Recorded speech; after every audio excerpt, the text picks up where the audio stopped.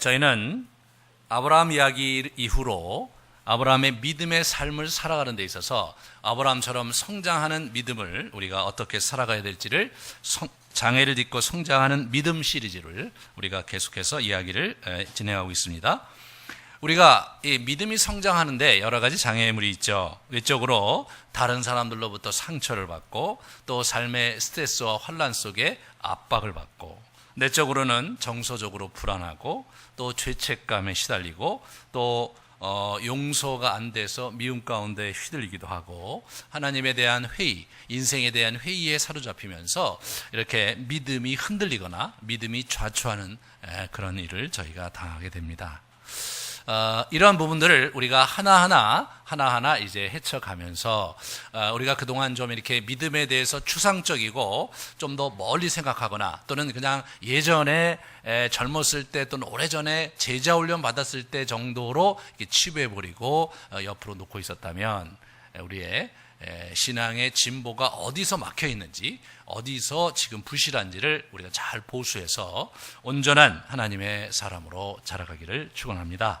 오늘 특별히 영양 결핍에 대해서 얘기를 하려고 합니다. 그래서 우리가 이제 영이 성장하고 믿음이 성장하는 데 있어서는 우리가 잘 알고 있듯이 이 하나님의 말씀을 잘 섭취해야 되는 거예요. 그것을 어떻게 효과적으로 섭취해야 되느냐, 이런 부분들이 우리에게 중요한데, 특별히 오늘은 이 신약 성경에서 하나님의 말씀을 섭취하는 부분에 대해서, 또 하나님의 말씀의 능력과 역사하심에 대해서 어떻게 우리를 가르치는지를 같이 나누려고 합니다.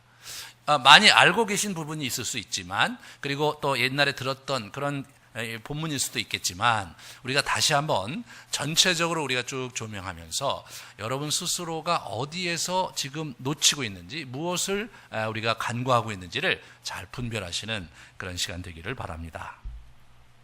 먼저 우리가 베드로전서 2장 말씀 1절부터 3절 말씀을 같이 좀 이렇게 훑어보기 원합니다.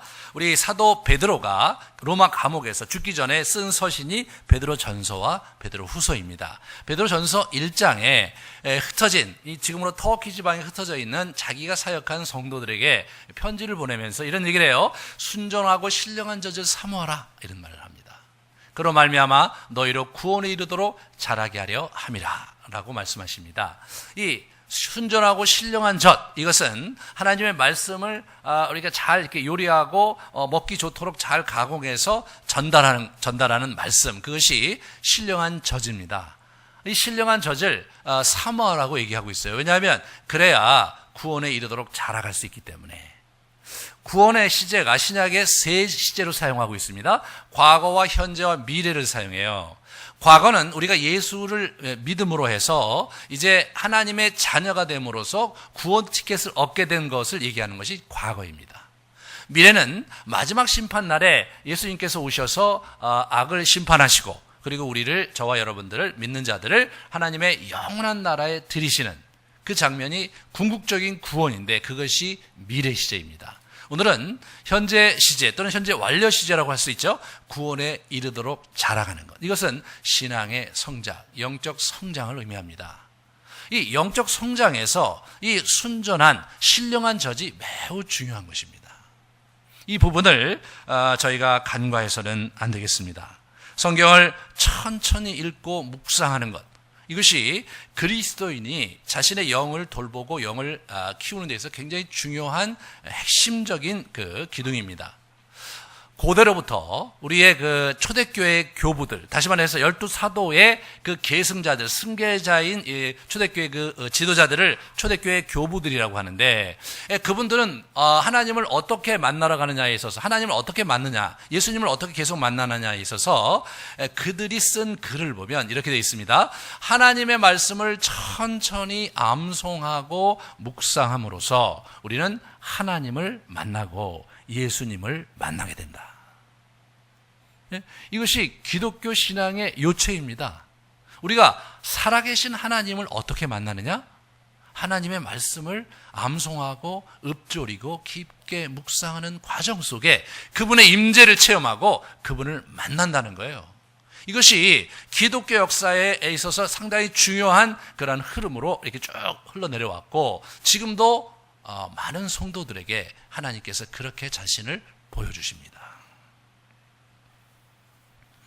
만약 우리가 신앙생활을 하면서 하나님의 말씀을 온전히 섭취하는 일을 게을리하거나 방치한다면 우리 자신은 우리가 갖고 있는 신념 체계에 사로잡혀서 이렇게 고착화되거나 아니면 극도로 세속화되어서 이게 이렇게 확 흘러가 버리는 참 엉뚱한 일을 경험하게 됩니다.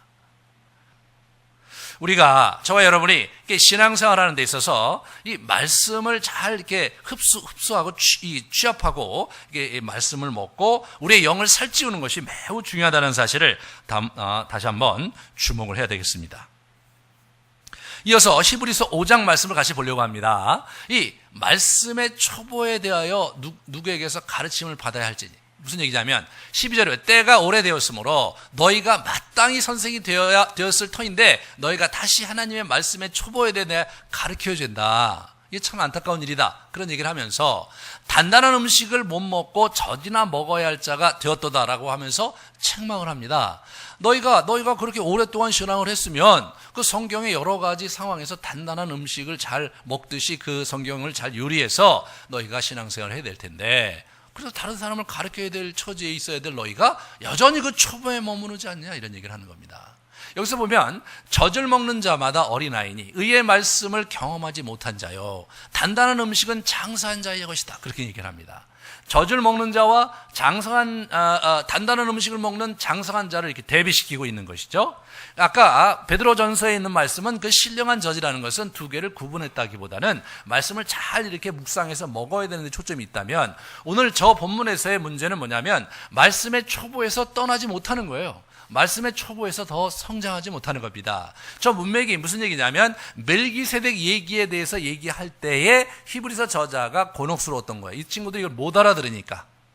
멜기세덱은 창세기 14장에 아브라함이 그가 동방 네 왕들이 쳐들어왔을 때 롯이 포로로 갔을 때 뒤따라가서 그들을 패퇴시키고 롯을 구출해 왔을 때 하나님의 제사장이 그를 맞이하게 되고 그에게 11조와 함께 제사를 드리게 되는 장면을 14장에서 만나게 됩니다. 그 멜기세덱이에요. 그 멜기세덱이 시편 110편에 오실 그 예수 그리스도의 표상으로서의 멜기세덱으로 노래가 나오고 이제 그것이 예수 그리스도에게 이렇게 이어지는 그 이야기를 저분이 하려다가 이분들이 그걸 얘기를 못 알아들으니까 저 말씀을 하신 거예요.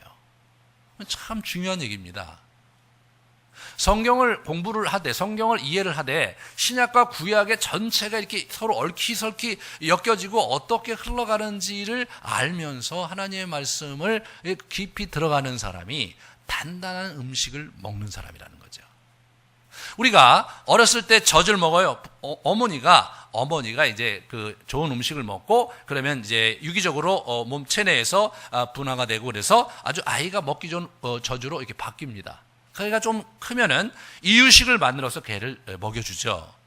어린아이는 그렇게 이유식을 먹는 거고 젖을 먹는 거지만 장성한 자가 되면 어떻게 자기가 식재료를 날 것 그대로를 가져다가 가공해서 맛있는 음식을 만들어 먹는 것 이것이 어른이라는 거죠.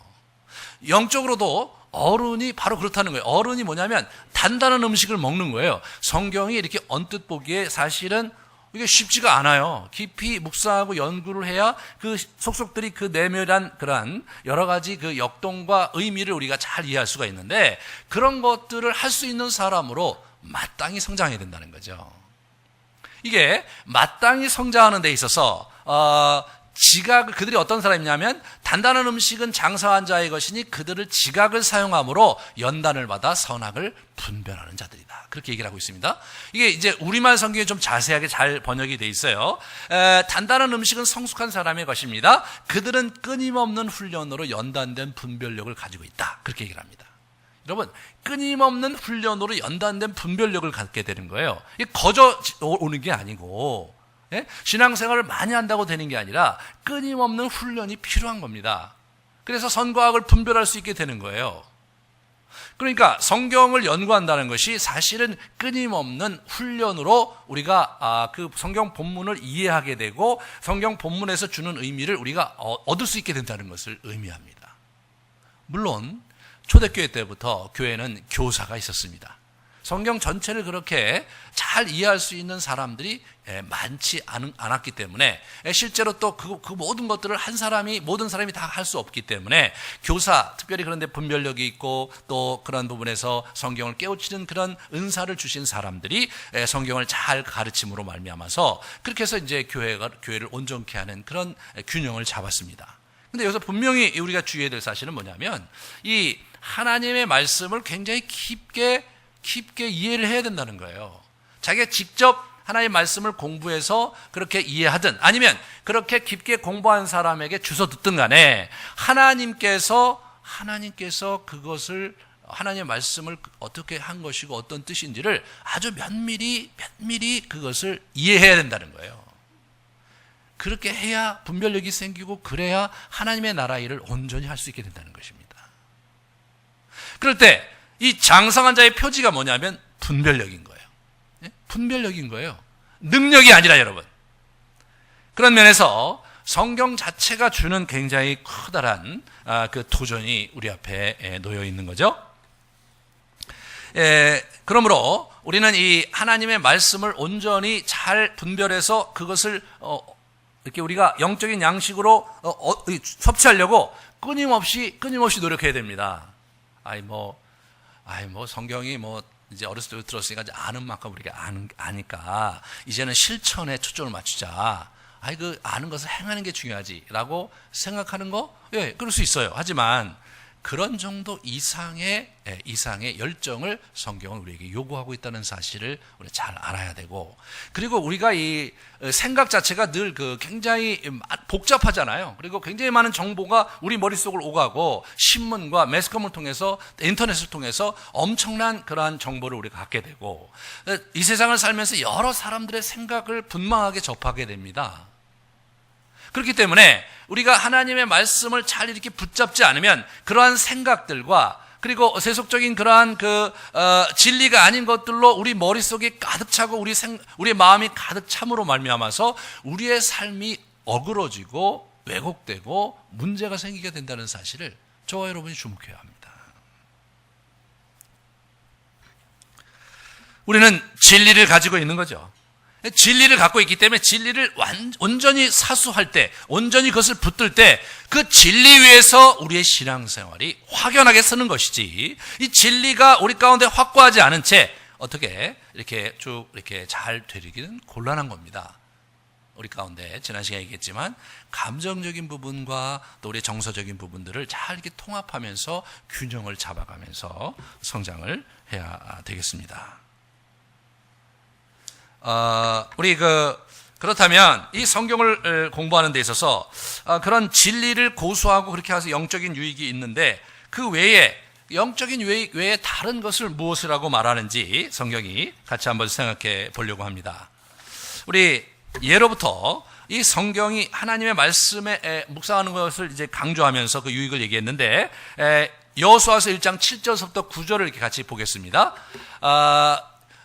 이 여호수아가 얘기하죠. 강하고 극히 담대하여 나의 종 모세가 내게 명령한 그 율법을 다 지켜 행하고 우로나 좌우로나 치우치지 말라. 그리하면 어디로 가든지 형통하리라. 이 형통하다는 말이 나오는 거예요. 형통하다는 표현 자체는 우리가 하는 모든 일이 잘 되는 것을 의미합니다. 내가 형통할 것이다. 내가 정말 모세의 율법을 잘 지키면 형통하게 될 것이다. 그런 얘기를 하는 거죠. 그 얘기를 받아서 우리 시편 1편의 저자는 이렇게 얘기하죠. 복 있는 사람은 오직 여호와의 율법을 즐거워하여 그의 율법을 주야로 묵상하는 사람이다. 그가 하는 모든 일이 다 형통하게 된다. 이게 시편 1편인데 시편 전체의 주제이기도 합니다. 우리가 이 하나님의 말씀을 주야로 잘 즐거워하고 묵상할 때 그렇게 이 형통한 일이 벌어진다는 거예요. 여러분, 이 형통하게 되고 싶은 게 여러분과 저의 간절한 열망이잖아요. 이 세상을 하는데 좀 형통하고 싶잖아요. 왜 나는 하는 일마다 그렇게 잘 안 되나? 왜 하는 일마다 그렇게 삐걱대나? 왜 나는 이 사람하고의 관계도 잘 안 되는데 저 사람하고의 관계는 왜 또 안 되는 건가? 우리 자녀와의 관계는 왜 이렇게 어려운 건가?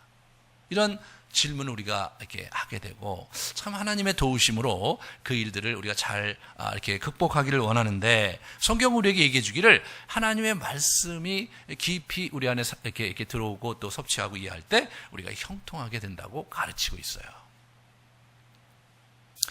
이 이스라엘 사람들이요, 오직 여호와의 율법을 즐거워하고 그의 율법을 주야로 묵상한다는 이 표현을 사실은 굉장히 중요하게 여겨서 이제 그 시편 전체도 있지만, 저는 그런 생각을 했어요. 제가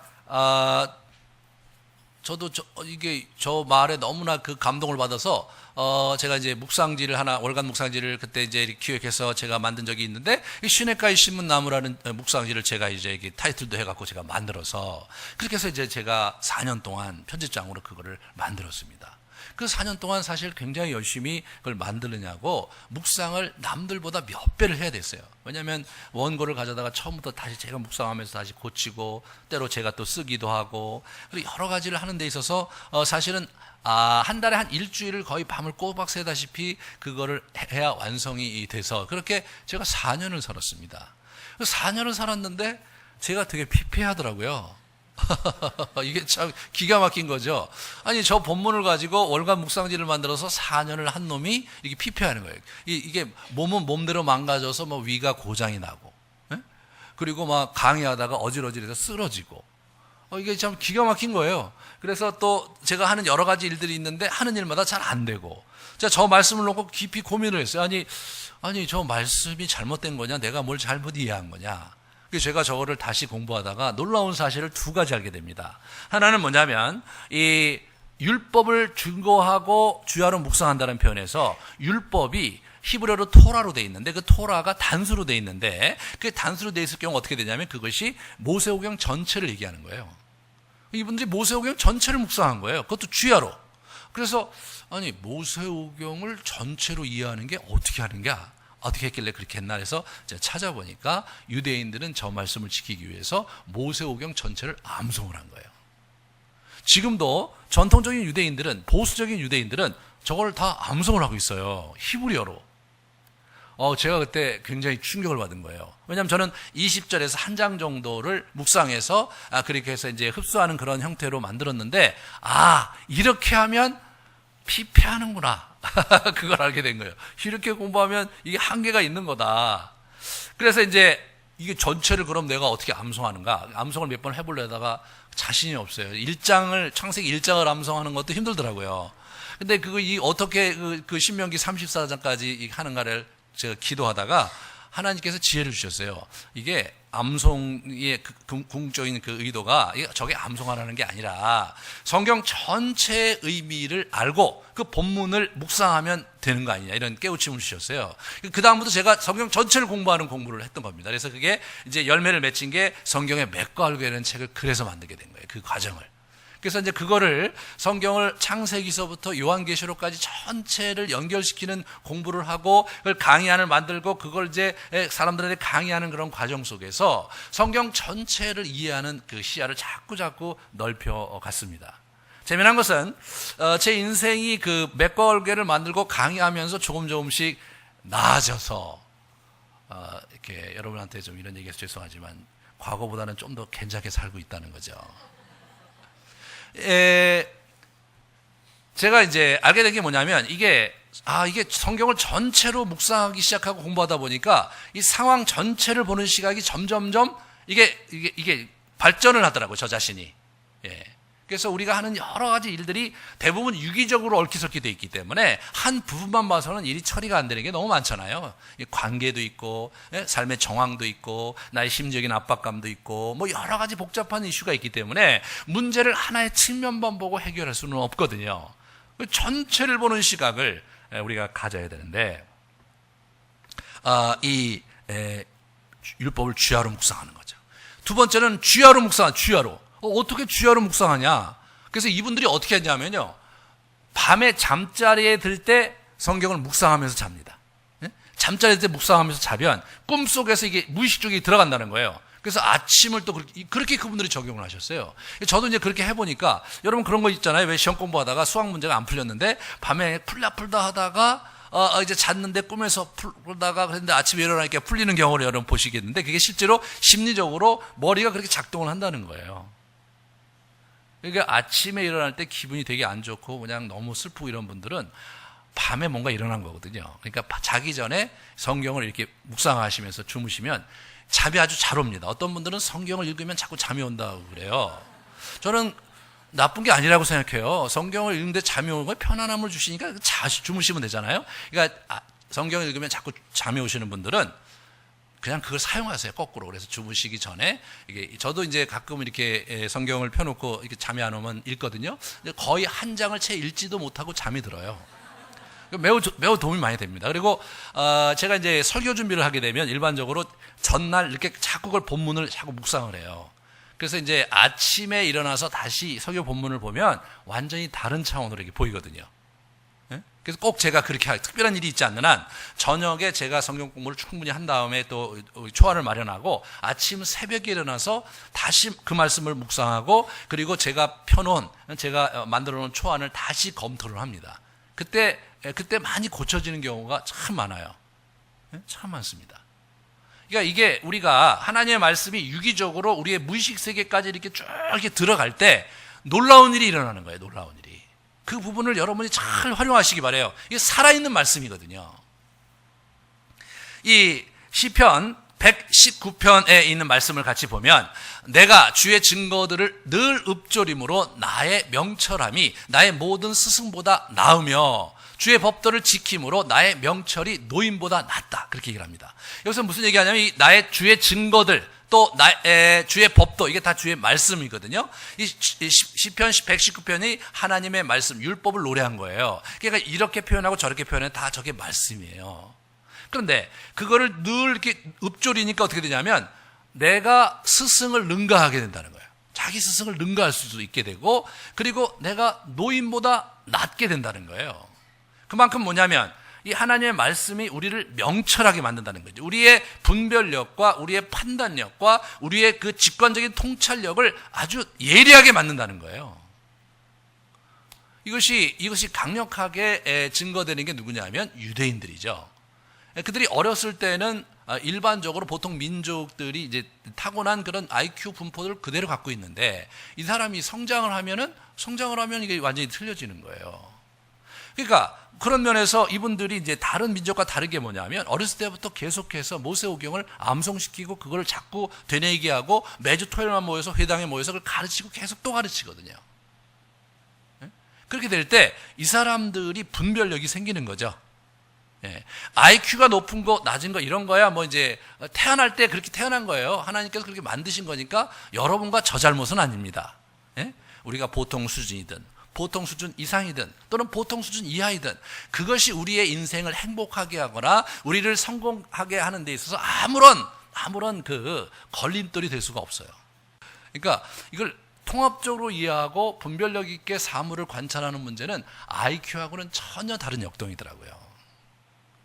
그러면서 이 참 분별력이 참 중요하다는 사실을 그때 많이 제가 이렇게 깨닫게 됐는데 여러분 이 분별력, 이 명철함은 어디서 얻게 되느냐? 하나님의 말씀을 묵상할 때 그렇게 된다고 성경은 얘기하고 있고요. 실제로 그렇게 됩니다.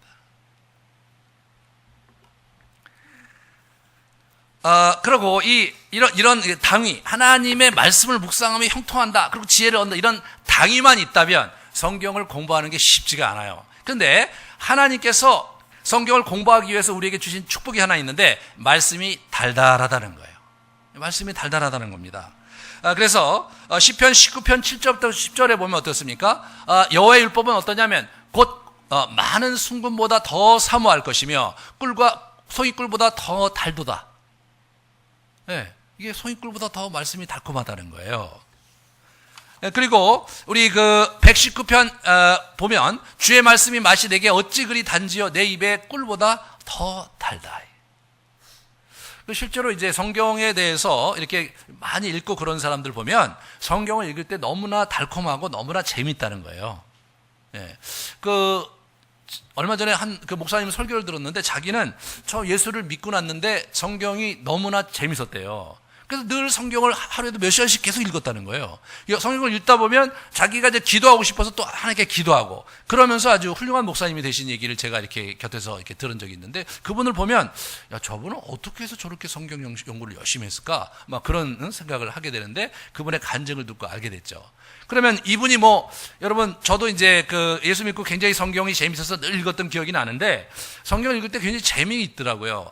알아서 재밌는 게 아니에요, 여러분. 어린아이가 사탕이 왜 맛있는지 알아서 그걸 먹는 게 아니잖아요. 먹으니까 달콤하니까 계속 먹고 이빨이 썩어나도 그걸 먹는 거잖아요. 마찬가지로 하나님의 말씀이 그런 흡입력이 있더라고요. 그래서 꾸준히 읽고 또 이렇게 묵상하는 가운데 그 어떤 단계를 넘어가게 되면 사실은 성경이 굉장히 재밌습니다. 그리고 읽을 때 이렇게 영적으로 고양되는 걸 많이 느끼고 영혼이 평안해질 뿐 아니라 순전해지는 것을 많이 경험해요. 그 말씀이 무슨 말인지 이해를 하든 못하든 그런 일이 벌어지는 거예요.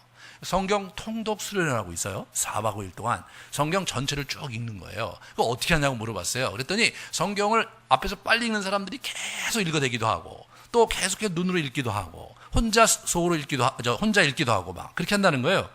그렇게 빨리, 그래서 한번 속도를 내보니까 못 알아듣겠더라고요. 그래서, 아니, 그렇게 빨리 읽는데, 그게 무슨 읽는 거냐, 의미가 뭔지도 모르고 그렇게 읽는 게 이렇게 대단한 거냐, 그랬더니 목사님, 모르시는 소리 하지 말라고. 그걸 읽다가 병이 났고, 그걸 읽다가 마음의 평안과 치유를 얻고, 그걸 읽다가 정말 울음이 복받쳐 튀어나오는 사람들이 많다는 거예요. 성경 자체가 소리내서 읽을 때 아주 깊은 맛이 있는 거예요. 그 맛을 하나님이 주셨어요. 그러니까 여러분이 사실은 그 맛을 여태까지 잘 못 느끼고 있다면 한번 이번 기회에 여러분들이 한번 시도를 해보시길 부탁드리겠습니다. 뿐만 아니라 이 성경 말씀은 영적인 삶에 능력을 부여합니다. 이 영적 생활의 유일한 공격적 무기가 이게 말씀이거든요. 그래서 전신갑주에 대한 영적 전투에서 사도 바울이 에베소에 얘기할 때 성령의 곧 하나님의 말씀을 가지라 이렇게 얘기합니다. 여러 가지 갑옷, 투구, 흉패 이런 여러 가지 얘기를 하는데 그런 얘기는 다 보호용 장비예요. 다시 말해서 방어용 장비예요. 유일한 공격용 무기는 성령의 검인 하나님 말씀 저거 하나입니다. 우리가 이 세상을 살면서 여러분이 경험하든 경험하지 못하든 악한 영들이 우리를 굉장히 괴롭히려고 하고 있어요. 우리 베드로는 우는 사자가 배고픈 사자가 울면서 삼킬 자를 찾듯이 악한 영이 우리를 삼킨다고 얘기를 해요. 삼키려고 한다고. 그래서 깨어 있으라고 얘기합니다. 예수님께서 그의 주기도문에 시험에 들게 하지 마옵시고 악에서 구해달라는 기도를 거기에 반드시 넣은 거예요. 그러니까 여러분과 제가 부지불식간에 사실은 많이 당하고 살 수도 있어요. 의외로 사실은 여러 가지 상황 속에서 가만히 이렇게 기도하고 분별하다 보면 이것이 인간이 꾸미는 것 이상의 저 뒤에 누군가가 있다는 그런 상황이 여러분 때때로 발견될 때가 있을 텐데 이게 사실 악한 영들이 우리의 신앙생활을 방해하고 우리가 하나님께 가까이 나가는 것을 방해하는 그런 공작들을 지속적으로 펼치고 있다는 사실을 저와 여러분이 붙잡아야 됩니다. 근데 그 문제를 우리가 극복하려면 하나님의 말씀의 검을 무장을 해야 되겠죠. 히브리서 4장 12절 13절에는 이런 얘기가 나와요. 하나님의 말씀은 살아있고 활력이 있어서 좌우의 날선 어떤 검보다도 예리하며 혼과 영과 관절과 골수를 찔러 쪼개기까지 하며 또 마음의 생각과 뜻을 판단하신다. 그러니까 이게 이제 뭡니까? 이 분별력이 생기고 사물을 꿰뚫고 자기 자신이 누구인지 자기 생각이 뭔지 이게 밝혀진다는 거예요. 여러분 어떤 때 굉장히 답답할 때 중에 이제 하나가 뭐냐면 나도 내 마음을 모르겠고 나도 내가 뭘 원하는지 모르겠고 나도 내가 생각을 어떻게 펼쳐가야 될지 모를 때가 사실 종종 우리가 만납니다. 굉장히 답답하잖아요. 이 문제를 바라는데 내가 어떻게 해야지?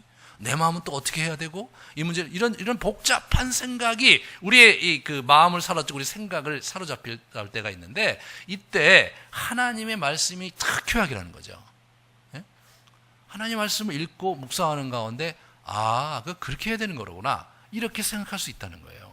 실제로 하나님께서 우리에게 그렇게 역사하십니다. 어떤 경우는 성경을 읽을 때 그 본문하고 내 상황이 일치되는 상황도 아닌데 읽다 보니까 그거 그렇게 하면 되겠네 이런 뜬금없는 생각을 하기도 해요. 참 그게 신비입니다. 그런 면에서 여러분들이 하나님의 말씀을 놓치지 않기를 원하는데, 특별히 예수님도 그렇게 하셨다는 사실을 저희가 주목해야 돼요. 예수님께서 이 광야에서 40일 동안 금식하시고 이제 사단에게 이렇게 시험을 받으실 때 그분이 사단을 대처하는 그런 표현을 같이 보면, 우리 마태복음 4장을 보여주시면, 기록되었을 때 사람이 떡으로만 살 것이 아니요 하나님의 입으로부터 나오는 모든 말씀으로 살 것이다. 기록되었을 때 주 너희 하나님을 시험하지 말라. 기록되었을 때 주 너희 하나님을 경배하고 다만 그를 섬기라. 이렇게 말씀하셨습니다. 이 사단이 시험할 때마다 이분이 자신의 능력으로 그걸 대처할 수도 있었지만, 그가 한 인간으로, 한 아담으로 오셔서 첫 번째 아담이 실패한 죄의 유혹에, 사단의 유혹에 넘어지지 않기 위해서 한 인간으로 사단 앞에 서게 됩니다.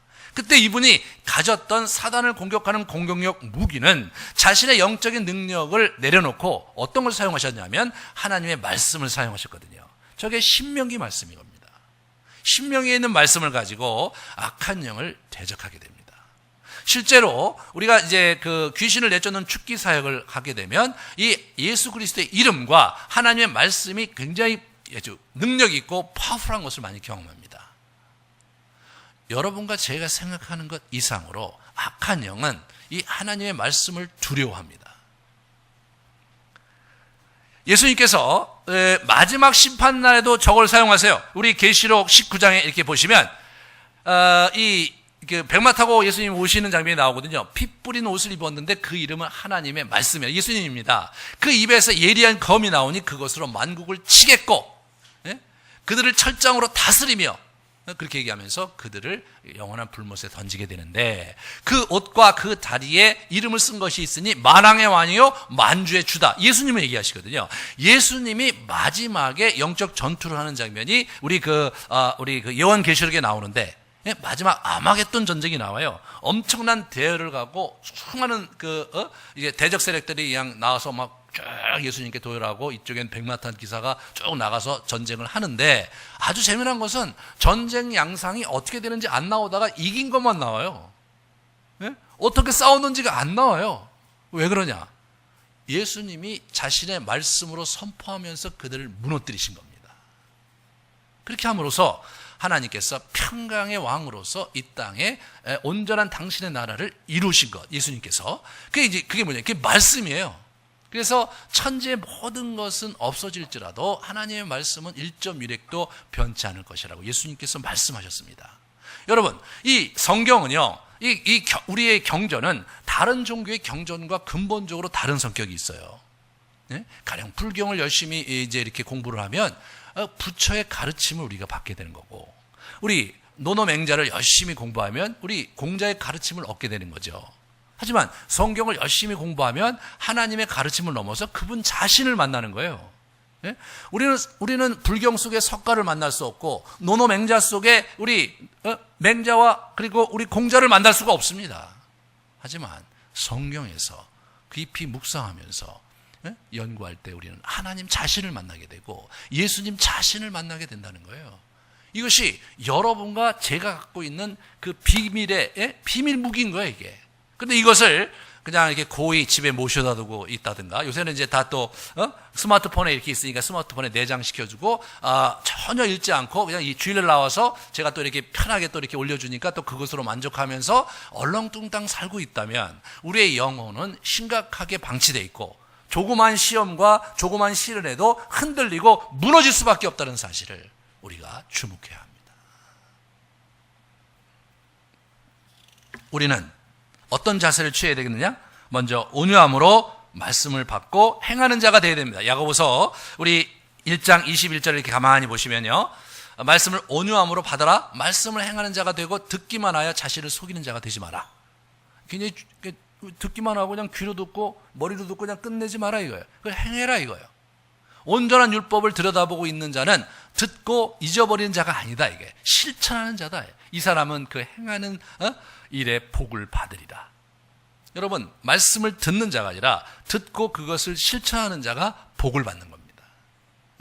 깊이 묵상하고 그것을 실천하는 자가 형통한 겁니다.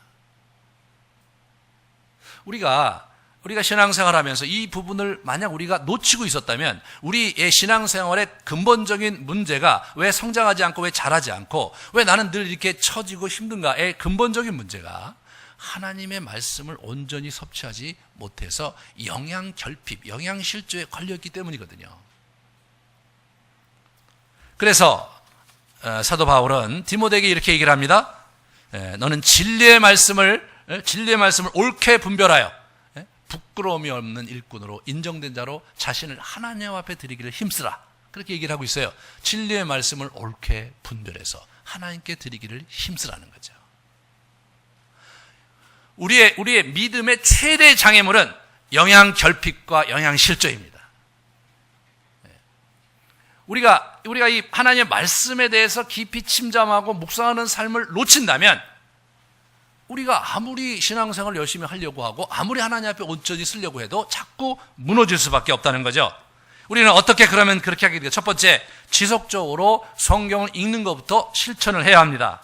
율법을 주야로 묵상하고 이렇게 하기 전에 우리가 먼저 읽어야 돼요. 읽는 중에 하나님께서 쑥 우리를 자신의 그 말씀으로 데려가실 때도 있어요. 천천히 읽다 보면 꾸준히 성경을 읽는 습관을 생활해야 됩니다.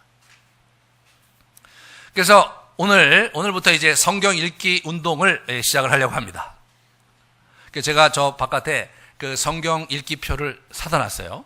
그걸 사다 놨으니까 여러분 그걸 가져가시던가 아니면 성경 어플이 있어요. 이게 통독 어플이 있거든요. 그 중에 추천드릴 것은, 사람들의 평가를 보니까 이 갓피플에서 나온 갓피플 성경 읽기 어플이 있어요. 갓피플과 특별한 관계가 있는 건 절대 아닙니다. 그래서 그거를 가지시고 여러분이 이제 읽기를 들어가시고 회원 가입하시고 그래서 이제 읽기를 들어가셔서 12월 25일까지 일독을 하시는 분에게 제가 12월 25일 날 크리스마스 선물을 드리도록 하겠습니다. 그래서 성경 일독 그 갓피플닷컴에서 갓피플에서 그걸 다운을 받으시던 어플을 다운을 받으시던 나는 그냥 이거 핸드폰으로 이렇게 다니기가 힘드니까 내가 가져가겠다는 바깥에 있습니다. 그래서 갓피플 잘 돼 있어요. 이렇게 소리로 이렇게 낭독해서 듣기도 하고 여러 가지 번역을 견주어 볼 수도 있고 거기에 이제 맥체인표라든가 여러 가지 읽기 그 계획을 수립하면 그 숫자만 그 계획표대로 이렇게 하루하루 읽을 분량이 나옵니다. 그래서 젊은 분들에게는 적극 추천하고 이제 저와 같이 이제 이렇게 핸드폰을 보고 성경을 읽으면 감동이 없는 분들은 저도 이제 제가 이제 필요에 따라서 성경을 이렇게 핸드폰으로 보긴 하는데 그러면 감동이 없어요. 제가 제일 감동이 있는 건 뭐냐면 제가 어렸을 때부터 읽었던 그 국한문 혼용체 성경 이게 세로로 되어 있는 세로로. 예. 그거를 읽을 때 참 감동이 돼요, 그냥.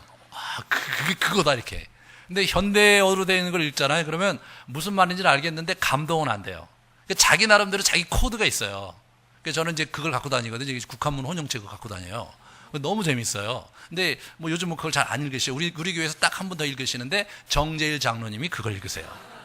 이분이 성경을 읽으시다 너무 재미없다 그래서 제가 그 한문 때문에 그러신 거 아니냐고. 그래서 제가 국한문 혼용체 갖다 드린 게 이런 게 있었냐고. 왜냐하면 이분이 이제 성경 그 옛날 어법에 익숙하다 보니까 성경이 사실은 이게 한문어치로 돼 있거든요. 그러니까 이분이 한문을 보더니 이게 무슨 말인지 알아서 그걸 꼭 갖고 다니세요. 그래서 여러분 중에 한문에 특별한 조예가 있으신 분은 그거를 제가 권유합니다. 이게 가로 쓰기에 익숙하지 않은 분은 세로 쓰기, 세로. 옛날에 소설을 세로로 읽고 이걸 좋아하셨던 분들은 그 참 좋아요. 세로로 읽을 때 맛이 아주 특별합니다. 그래서 여러분 자신이 어떤 것이 좋은지 여러분이 자기가 스스로 생각하셔서 그렇게 해서 성경을 읽으세요. 예? 이게 읽는 것부터 시작하셔야 돼요. 읽는 거. 그 읽으시고 그래서 일독을 12월 25일까지 하자. 그래서 오늘 이번 주에 제가 게시판에 올리겠습니다. 우리 밴드 게시판에 올릴 테니까 거기에 신청을 해주시면 그 신청자 중에서 마지막에 이제 저희가 이제 여러분이 제출해 주시면 그런 분들에게 특별히 크리스마스 선물을 아무리 많더라도 다 드리도록 그렇게 할 테니까 같이 한번 해주시기를 부탁드리겠습니다. 그리고 그걸 소그룹에서 자꾸 이렇게 점검하세요. 지난 일주일 동안 잘 읽었는지 점검해 주시고 그렇게 하면서 여러분 이제 차 몰고 다니시면 이렇게 소리를 틀어놓으셔도 되잖아요. 낭독 성경을 틀어놓으시고 그렇게 하면 자꾸 이렇게 성경과 친해지고 그리고 그 말씀이 내 안에 들어올 수 있는 자꾸 그런 시간을 많이 늘려가세요. 그래서 우리가 TV도 많이 보고 우리가 이제 핸드폰으로 여러 가지 화면도 많이 보고 또 영상도 많이 보는데 사실 그것이 우리의 영적 생활에는 도움이 전혀 안 되거든요. 그래서 하나님의 말씀을 여러분이 자꾸 말씀에 노출됐으면 좋겠다.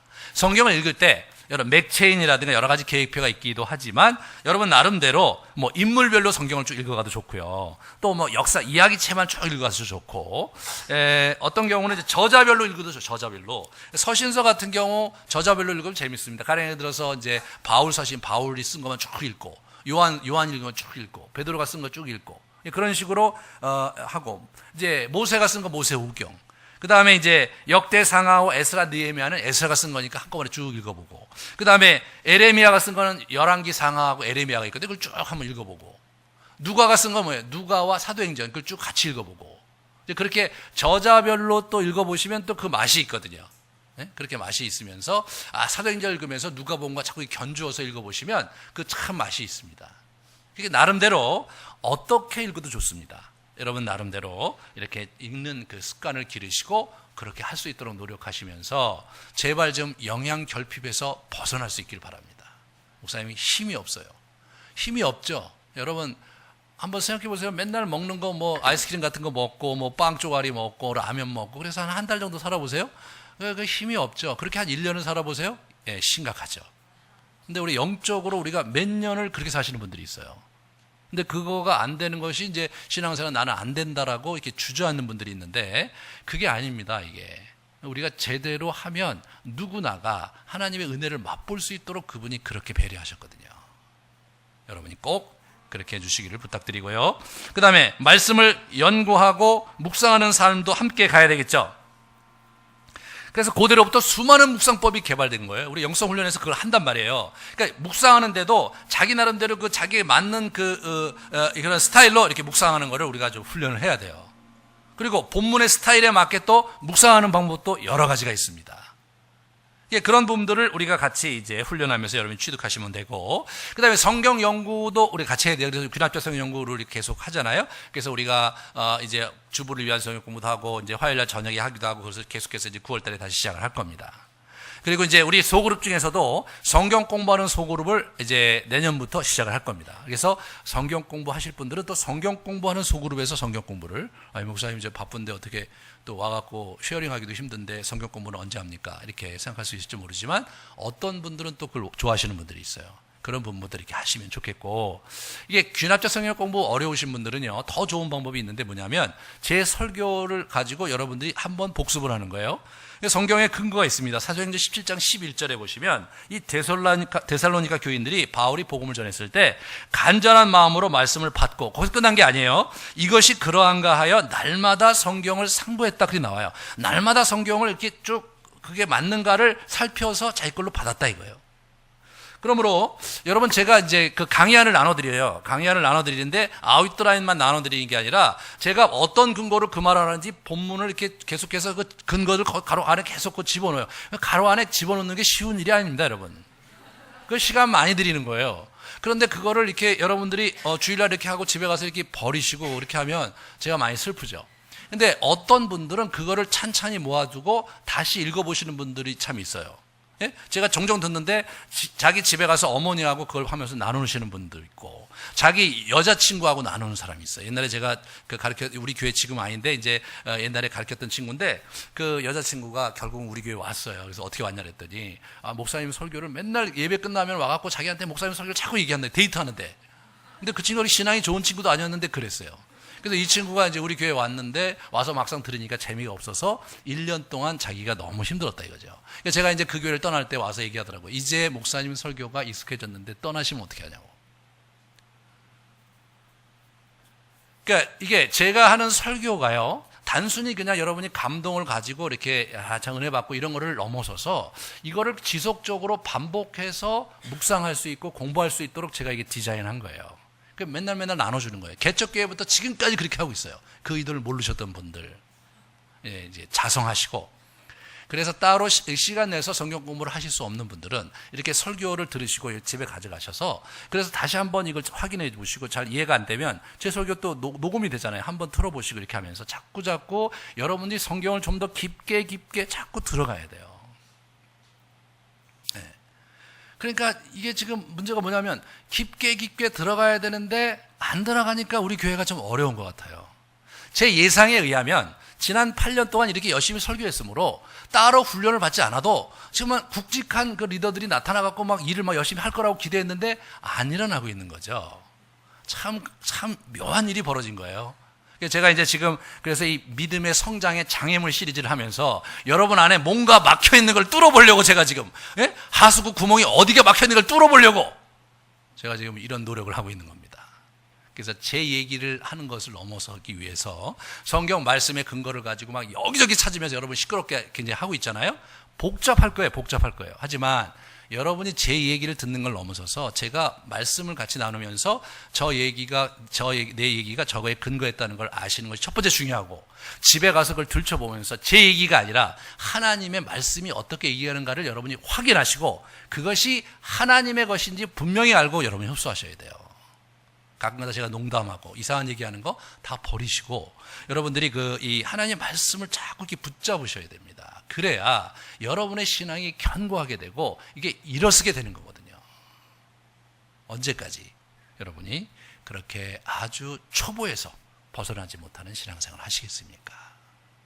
그래서 오늘부터 우선 성경 읽기 운동에 적극적으로 가담하자. 우리 오늘 조 모임에서 그걸 격려하시고 강한 그 목이 고든 사람과 반발하는 사람 외에는 다 참여하시고, 목이 고든 사람들은 그냥 놔두세요. 기도하시면서 언젠가는 하시겠죠. 예, 그렇게 하겠습니다.